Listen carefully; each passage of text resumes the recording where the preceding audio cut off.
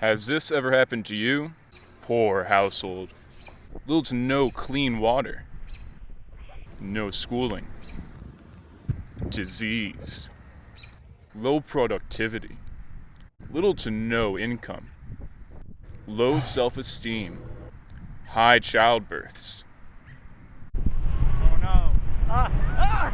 Not the poverty cycle. Anything but the poverty cycle. Why me? Cycle. Many people are affected by this thing called the poverty cycle.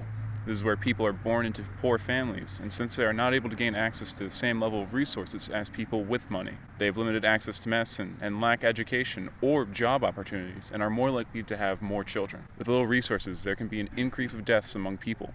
Here to elaborate, an expert in this field, Richard Johnson.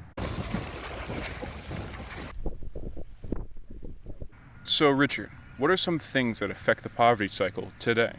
Yeah, totally. A lot of it has to do with a high population and a high unemployment rate. Poverty leads to increased population growth through less education and access to resources. And this increased population leads to poverty due to more people to care for in a family unit, as well as more people competing for the same amount of jobs. And how does one break from this poverty cycle?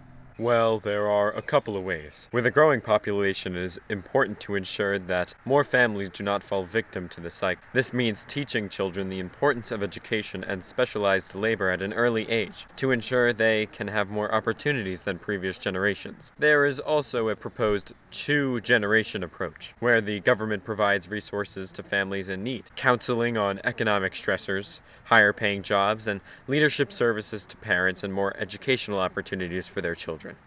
And how would you say we could fix this problem?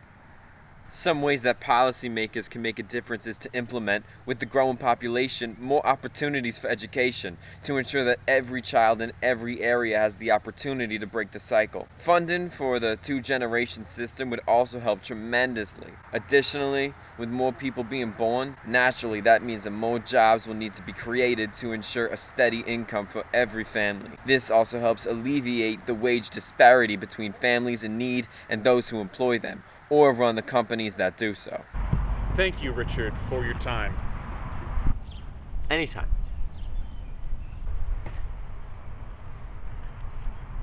You see, poverty is a growing problem in this world.